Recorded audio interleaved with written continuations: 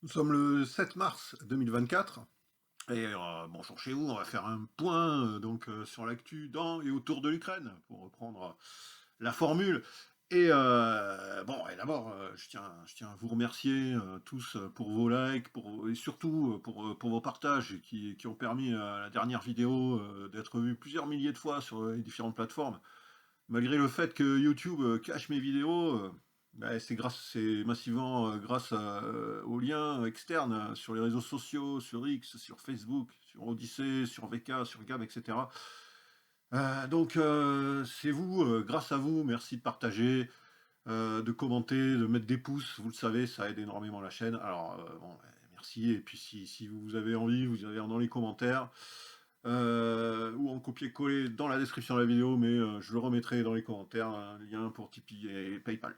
Et ça sera très apprécié si vous pouvez m'aider, mais si vous ne pouvez pas, eh bien, tant mieux, vous pouvez continuer quand même à regarder cette vidéo, elle est gratuite. Voilà, un merci particulier d'abord aussi à mes amis Jacques Frère et Sylvain Ferreira, que je vous encourage énormément à suivre sur X et sur les autres plateformes hein, où il se trouve. Vous pouvez trouver, peut-être vous pourriez trouver les liens dans la description de la vidéo. Voilà. Tout ceci étant dit, on va commencer. Donc on commence par Trump, hein, à tout honneur, à tout honneur. Le Donald qui a obtenu une victoire absolument majeure cette semaine, une victoire très largement minimisée, hein, voire occultée par les médias français. Je veux bien sûr parler de la décision de la Cour suprême de Washington, qui a invalidé à l'unanimité, hein, 9 sur 9, la décision de celle de l'État du Colorado d'interdire les bulletins de vote Trump pour les primaires républicaines. La Cour suprême a décidé, donc à l'unanimité, 9 juges sur 9, hein, y compris les 3 juges démocrates, ce qui prouve bien que cette décision du Colorado n'avait strictement aucun fondement juridique, car dans le cas contraire, ils n'auraient pas hésité une seconde. Hein, au moins les 3 juges de la Cour suprême qui sont considérés comme étant à gauche de l'échiquier, plutôt favorables aux démocrates, n'auraient jamais hésité une seconde hein, pour empêcher Trump de se présenter si ça avait été possible constitutionnellement, mais c'est malheureusement les États-Unis, c'est pas la France. Il y a quand même des règles qu'on doit respecter. Donc bon, voilà, ça ne reposait sur rien et donc ça a été invalidé par la Cour suprême. À la grande déception des médias français, hein, évidemment, qui s'étaient réjouis de ces décisions du Colorado et de 2 ou 3 autres États, hein. Plus que victoire de Trump, c'est surtout la victoire de la justice américaine, hein, qui a protégé le droit des Américains à voter pour qui ils veulent, hein, y compris pour un candidat qui déplaît au pouvoir. Voilà, c'est important. Alors, sans surprise, il y a les primaires là, du super mardi qui ont confirmé l'écrasante domination du Donald, même si une victoire de justesse dans le petit État ultra-démocrate du Vermont, totalement au nord-est hein, des États-Unis, presque, je crois, à la frontière, même pas presque, hein, à la frontière du Québec, hein, ce petit État ultra-démocrate du Vermont, qui a donné une petite victoire, une victoire très courte, mais une victoire quand même à Nikki Haley, donc la fameuse adversaire néocon de Donald Trump pour les primaires républicaines. Voilà, cette petite victoire dans le seul état du Vermont a permis aux chaînes info françaises de faire des titres délicieux du genre la victoire de Nikki Haley dans le Vermont prive Trump du grand chelem lors du Super Tuesday. Mais bon, voilà, c'est histoire de faire passer ce qui est une déroute pour une victoire un peu. Hein, c'est pour Nikki Haley. Mais bon, ça c'est les médias français. Bon, enfin, en tout cas, Trump remporte les délégués de 14 États sur 15, c'est-à-dire genre 570 délégués sur le super mardi, contre 88, je crois, quelque chose comme ça, hein, dans ces eaux-là pour Nikki Haley. Donc bon, c'est game over hein, pour Nikki.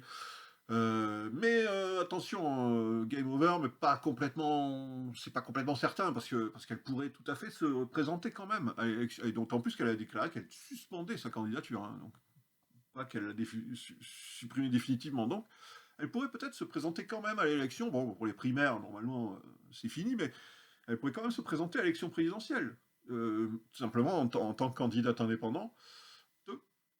Et essayer, mais bon, pour cela, il faudrait qu'elle parvienne à avoir un financement conséquent, hein. Sinon, ce sera pas possible. Mais enfin, si elle pouvait le faire, à mon avis, elle le ferait volontiers, hein. Elle le ferait volontiers, histoire de faire perdre des voix à son tonitruant adversaire à la chevelure flamboyante. Eh bien, voilà. Alors bon, bah, pas de grosse surprise non plus. Bon, bah, de l'autre côté pour Crooked Joe, hein, comme l'appelle le Donald, notre cher Joe Biden, qui est de plus en plus perdu dans ses pensées. Bon, ouais, pas de surprise de ce côté-là, hein, mais quand même des signes inquiétants. Bon, bah, il a gagné toutes les primaires, hein, du super mardi du côté démocrate, mais il y a quand même des signes inquiétants dans certains États, particulièrement avec des fortes minorités musulmanes qui ont donné des forts taux de vote blanc, comme dans l'État clé du Minnesota, qui est un État clé, hein, donc qui est très important, qui a eu 20% des électeurs préférés voter uncommitted, comme il se dit là-bas, donc c'est une sorte de vote blanc protestataire, hein, qui veut dire aucun candidat ne me convient, en tout cas pas Joe Biden, et donc je préfère voter blanc. Voilà. Et 20% d'électeurs ont fait ce vote dans les primaires du Minnesota, État clé, État swing, ce qu'on appelle swing state, hein, pour parler bien français. Donc, bon, pas de surprise dans l'ensemble, mais quand même des motifs d'inquiétude, hein, pour le camp Biden. Bien, venons-en maintenant à la démission surprise avant-hier de Victoria Nuland. Mais oui, événement extraordinaire, quasiment passé sous silence, hein, en France, malgré son extrême importance. Nuland, la grande prêtresse du coup d'État en Ukraine, la dame qui distribuait des petits pains aux manifestants sur la place Maïdan à Kiev en 2014, elle a démissionné de son poste au département d'État comme ça, sans prévenir, de son propre chef, entre guillemets, hein, de son propre chef, selon Anthony Blinken, le chef, donc le chef de la diplomatie américaine. Donc c'est vraiment un acteur majeur du jeu géopolitique qui se retire officiellement. Mais aucun doute, ne doutez pas, hein, une seconde qu'elle va continuer à œuvrer dans l'ombre, dans un think tank. D'ailleurs, ça lui conviendra très bien, dans un think tank, bon, bah, comme par exemple dans l'Institute of the Study of War, l'ISW, qui est un des principaux think tanks néoconservateurs, et qui est une des principales références, hein, des médias français de propagande que nous connaissons tous, hein. Coucou LCU, elle va donc être remplacée. Et donc, bon, voilà, elle est partie comme ça, très, très brutalement, tout le monde, surprenant tout le monde. Euh, donc, elle va être remplacée par un certain John Bass, et qui n'est autre que l'ancien ambassadeur en Afghanistan qui a supervisé le retrait US du pays. Alors, il faudrait plutôt dire, d'ailleurs, je devrais plutôt dire la débâcle, hein, US de l'Afghanistan. Et donc, il était celui qui supervisait le désastre. Ah, c'est intéressant quand même, je trouve. Si j'étais Zelensky, je serais vraiment très inquiet par cette annonce, hein, cette nouvelle. Ah oui, et puis bon, il n'y a pas, on verra plus tard dans la vidéo qu'il y a d'autres raisons pour lui d'être très inquiet, hein. C'est- Mais bon, en tout cas, voilà. Les États-Unis, en Afghanistan, je vous rappelle, hein, se sont retirés comme ça, sans prévenir du jour au lendemain. Alors que dans les bases américaines, les nombreuses bases américaines qui se situaient sur le territoire afghan, il y avait un entraînement de 300 000 militaires afghans. C'est une énorme entreprise. Ils avaient des quantités incroyables de matériel de guerre qui ont été abandonnés sur place. Et tout ça a été décidé en quelques jours, quelques semaines avant ce retrait brutal. Il y avait une interview de Biden qui parlait du travail, de l'entraînement des 300 000 militaires afghans, etc. Et puis, quelques jours après, tout était liquidé. Et qui était à la supervision de cette magnifique... Alors bon, on se souvient, hein, des gens... des Afghans qui couraient sur l'aéroport, qui s'accrochaient aux avions d'une façon absolument pathétique et tragique. Donc c'est vraiment quelque chose de... Tout le matériel, toutes les armes qui ont été abandonnées, qui ont soit détruites, soit en bon état, mais abandonnées complètement livrés aux chefs de guerre afghans qui hantent la région. Enfin bon, quelque part, c'est quelque chose de... Voilà, et c'est John Bass, celui qui va prendre la place de Victoria Nuland à la tête de ce que certains analystes anglophones appellent le projet Ukraine, hein, Project Ukraine. Donc bon, bah voilà, bon, en France on n'utilise pas trop cette expression, elle est très employée par les analystes anglo-saxons. Donc vous imaginez quand même, enfin la nouvelle quoi, la nouvelle pour les Ukrainiens, pour Zelensky en particulier, pour le pouvoir de Zelensky, enfin, c'est, à mon avis, très très inquiétant. J'aimerais pas être à la place de Zelensky en ce moment, de toute façon, ni à un autre.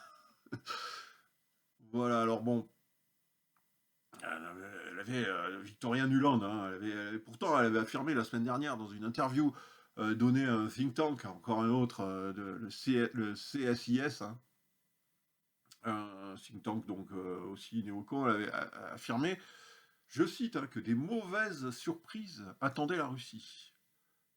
Elle avait affirmé ça il y a à peine une semaine, et elle avait parlé de guerre asymétrique, hein. Guerre asymétrique, vous savez ce que ça signifie, c'est une guerre de guérilla, à base d'attentats ciblés, etc. Bon. Une guerre asymétrique, c'était donc Victoria Nuland qui avait parlé de cela dans une interview il y a à peine une semaine.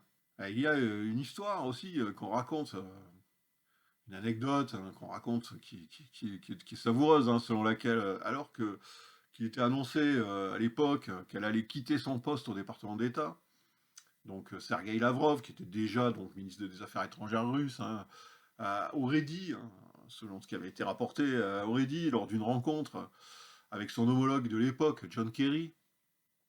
Donc c'était sous l'administration d'Obama, hein, quand Joe Biden était vice-président et Obama président. Et donc John Kerry était donc le chef du département d'État. Et donc Lavrov avait dit à John Kerry, puisqu'il avait été au courant de l'annonce donc Victoria Nuland allait quitter son poste de l'époque, qu'il avait bien fait de se débarrasser de cette affreuse femme, awful lady. Donc voilà, et donc Kerry lui avait répondu, je ne me suis pas débarrassé d'elle, je l'ai promue à un poste plus important. Voilà, ça donne une idée un peu de l'ambiance déjà qui régnait à l'époque. Donc voilà, bon. Alors bon, pourquoi ce départ soudain, pourquoi cette surprise de quitter comme ça, de démissionner de son poste de façon si imprévue, a priori. Alors bon, on se pose des questions, évidemment, il y a de quoi. Alors certains analystes affirment que son départ serait dû à une enquête en cours sur des fonds alloués au projet Ukraine, donc depuis 2014, dont elle avait la charge. On parle de 10 milliards. 10 milliards de dollars, excusez du peu. C'est quand même une sacrée somme qui aurait disparu, ce serait volatilisé. Et donc il y aurait une enquête donc de la Maison Blanche, une enquête au niveau de la Maison Blanche sur cette somme, sur la disparition de ces 10 milliards de dollars, et que ça serait la raison, bon selon certains, hein, selon certains, ça serait la raison de la démission soudaine de Victoria Nuland. Bon, c'est possible, hein, alors sinon pour d'autres, ce serait parce qu'elle anticipe une victoire de Trump en novembre et qu'elle préfère se mettre à l'abri parce que donc suite voyant l'affaire tour des mal pour Sleepy Joe, voilà, elle préférerait donc se retirer pour pas avoir à subir les conséquences donc de la victoire de Trump et de la déroute totale. Bon, voilà, ce serait peut-être alors ce serait peut-être lié, alors ça serait possible aussi que ça soit lié à la fuite des enregistrements de conversations entre officiers allemands sur la destruction du pont de Kerch hein, en Crimée par des missiles taurus. Alors vous en avez entendu parler hein, de cette affaire, donc des enregistrements auraient fuité, auraient été donc diffusés donc par les Russes. Alors qui leur a donné ces enregistrements? Comment les ont-ils obtenus les Russes? Donc ces enregistrements, donc, où on entend donc des officiers, je pense que vous êtes au courant, mais je vais quand même le résumer vite fait, donc des officiers de l'armée allemande qui discutaient donc de la destruction du pont de Kerch à l'aide de missiles à longue portée taurus de fabrication allemande. C'est ce qui est une co-belligérance, donc ce qui est particulièrement grave. Donc Donc bon, comment cet enregistrement a fuité? Bon, certains pensent, et j'aurais tendance à le penser aussi, qu'il se pourrait bien que ça soit les services anglais du MI6 ou français même, peut-être pourquoi pas les deux, qui auraient fait passer cet enregistrement aux Russes pour mettre en faute Scholz par rapport à son refus de délivrer ces fameux missiles Taurus qui sont réclamés à corps et à cri par ses alliés, et que Olaf, ce bon Olaf, rechigne à donner, ne voulant pas être responsable, soi-disant, d'une attaque ukrainienne avec des missiles allemands sur le sol russe. Bon.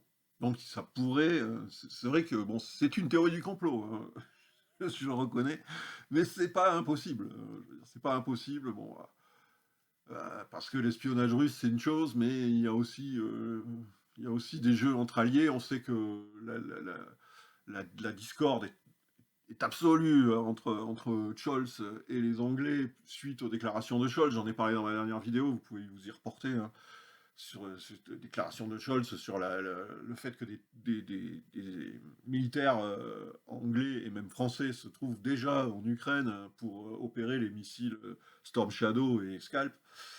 Donc voilà, bon, ça a mis en colère les Anglais. Bon, du côté français, on sait que Macron a déjà plus ou moins traité Scholz indirectement, mais enfin c'était bien ça, de lâche, etc. Dans ses récentes déclarations, il a mis quand même les Allemands en cause, hein, donc il y a beaucoup de raisons, hein. Il y aurait beaucoup de raisons à ce que c'est ça, donc ce qui permettrait de faire pression évidemment sur lui pour qu'il il lâche ses Taurus à l'Ukraine, voilà. Victoria Nuland, bon, voyant donc que cette opération a échoué, est-ce que elle se serait pas retirée en se disant bon bah ça y est, l'opération que j'avais plus ou moins annoncée à demi-mot dans mon interview il y a une semaine, annonçant une mauvaise surprise pour la Russie. Bon, est-ce que ça ne serait pas cette opération, ce tir de missile contre le pont de Kerch pour le détruire, qui aurait été la fameuse mauvaise surprise qui avait été annoncée de façon sibylline par Victoria Nuland? Ça pourrait concorder. Et donc, bon, voyant que l'opération avait complètement échoué suite aux fuites, etc. Bon, peut-être ça l'aurait incité à démissionner. C'est une possibilité, pourquoi pas. En tout cas, les spéculations demeurent et on peut tout spéculer. C'est pas encore très clair. À suivre. Alors, sinon, bah, revenons à notre cher Macron, bon, notre cher bien-aimé président va-t-en-guerre Macron. Alors, il était à Prague, hein, vous avez entendu parler, où il a plus ou moins traité les alliés européens de la France de lâches, hein, voilà, il ne faut pas être lâche, etc. Bon, ça, ce qui a moyennement plu dans les chancelleries, hein, on a entendu une réponse cinglante de Pistorius, le ministre de la Défense allemand, qui a un peu renvoyé Macron à ses chères études, en disant que ça n'aidait pas, ce genre de déclaration n'aidait pas à l'Ukraine. Voilà. Néanmoins, le Pavel, hein, le président d'État tchèque, donc, qui recevait Macron donc, à Prague, a soutenu les déclarations de Macron et donc c'est complètement solidarisé avec lui.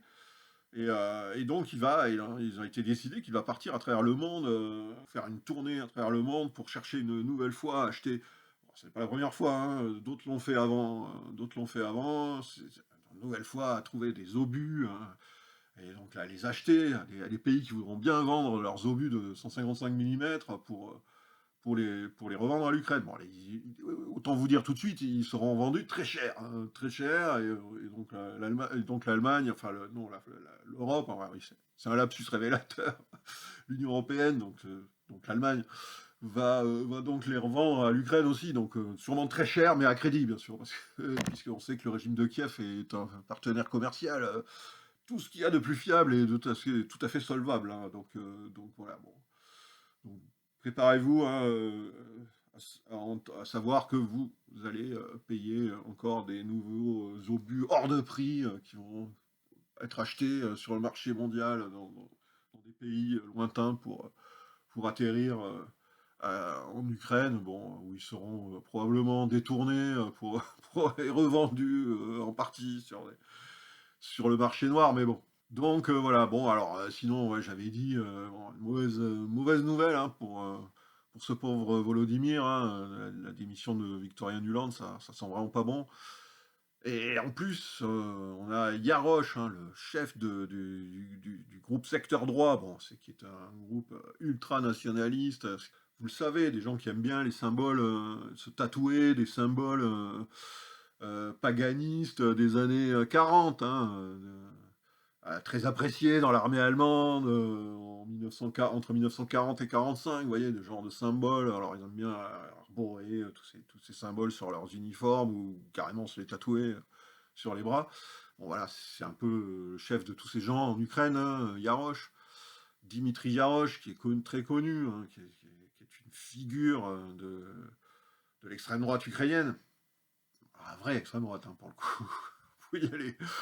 Ben lui, il appelle à l'unité contre le pouvoir de Zelensky. Ouh là là là, ça sent très mauvais aussi pour Volodymyr. Hein. Il a appelé donc à l'unité contre Zelensky.